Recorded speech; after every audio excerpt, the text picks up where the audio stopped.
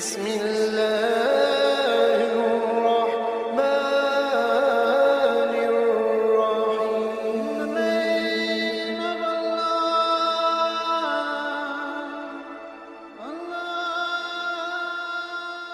بسم اللہ الرحمن الرحیم۔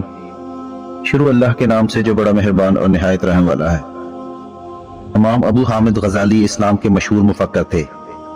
آپ رحمت اللہ علیہ کا نام محمد اور ابو حامد کنیت تھی، جبکہ لقب زین الدین تھا۔ آپ کی ولادت 450 ہجری کو طوس ایران میں ہوئی۔ ابتدائی تعلیم طوس اور نیشاپور میں ہوئی۔ آپ رحمت اللہ علیہ نے ابتدائی تعلیم طوس ایران کے صوبے خراسان میں حاصل کی۔ اس کے بعد نیشاپور کا قصد کیا، جہاں امام الحرمین سے اکتساب علم کیا۔ آپ رحمت اللہ علیہ کی پوری زندگی مختلف علوم کو حاصل کرنے، انہیں پھیلانے اور امت مسلمہ کی اصلاح میں گزری۔ 484 ہجری میں مدرسہ بغداد میں مدرس کی حیثیت سے مامور ہوئے۔ ابتدا میں آپ رحمت اللہ علیہ نے مختلف مذاہب و مسالک کے بارے میں متعدد کتابیں لکھی اور اس وقت زیادہ تر حکمت و فلسفہ کے مطالعے میں مصروف رہے۔ ان کا یہ دور کئی سال تک قائم رہا، لیکن آخرکار جب علوم ظاہری سے تشفی نہ ہوئی تو تصوف کی طرف مائل ہوئے۔ 488 ہجری میں بغداد چھوڑ کر تلاش حق میں نکل پڑے اور مختلف ممالک کے دورے کیے، یہاں تک کہ آپ میں ایک ایمانی اور عرفانی کیفیت پیدا ہو گئی اور روحانیت میں اعلیٰ مقام حاصل کیا۔ امام غزالی کی امتیازی خصوصیت یہ تھی کہ آپ نے درس و تدریس کا کام بھی کیا، بادشاہوں کے دربار میں بھی علمی مباحث کا حصہ بنے، اور اس سے بڑھ کر علمی میدان میں قلم سے اپنے رشتے کو مربوط رکھتے ہوئے بے شمار کتب تصنیف کی اور اصلاح معاشرہ، اسلامی فلسفے اور دیگر باطل خیالات و افکار کو موضوع بحث بنایا۔ آپ کی تصانیف کی تعداد 400 سے زیادہ ہے۔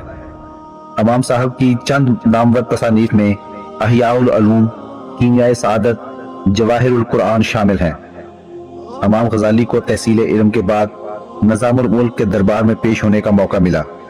اس دوران آپ نے فلسفہ، منطق، علم الکلام اور تصوف وغیرہ پر شورۂ آفاق تصانیف تحریر کی اور باطل نظریات کا پردہ چاک کیا۔ اس کے ساتھ ساتھ آپ نے معاشرت کا اخلاقی و اسلامی جائزہ لے کر اس پر تنقید کی اور اس کی اصلاح کی عملی تدبیر کی۔ اپنی کتاب احیاء العلوم الدین میں آپ نے معاشرتی اصلاح کی بات کی ہے۔ امام غزالی نے محض تحریر و تصنیف پر اکتفا نہیں کیا، بلکہ جب بھی کسی بادشاہ سے ملنے کا اتفاق ہوا، آپ نے کھل کر اس پر تنقید کی۔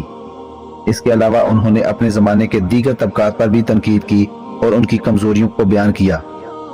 اسلام کے فلسفہ تعلیم پر آپ نے اپنا جامع نظریہ پیش کیا۔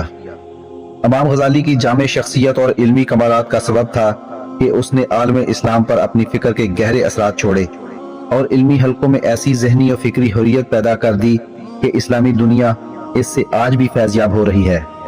آخری عمر میں اگرچہ بالکل عابد ہو گئے تھے اور شب و روز مجاہدات و ریاضیات میں بسر کرتے تھے، تاہم تصنیف و تالیف کا مشغلہ بالکل ترک نہ ہوا۔ آپ رحمت اللہ علیہ نے 14 جمادی الثانی 505 ہجری میں طوس کے مقام پر وفات پائی۔ دوستو، ویڈیو اچھی لگی ہو تو چینل کو سبسکرائب کریں اور ویڈیو کو دوستوں کے ساتھ بھی شیئر کریں۔ اللہ تعالیٰ آپ کا حامی و ناصر۔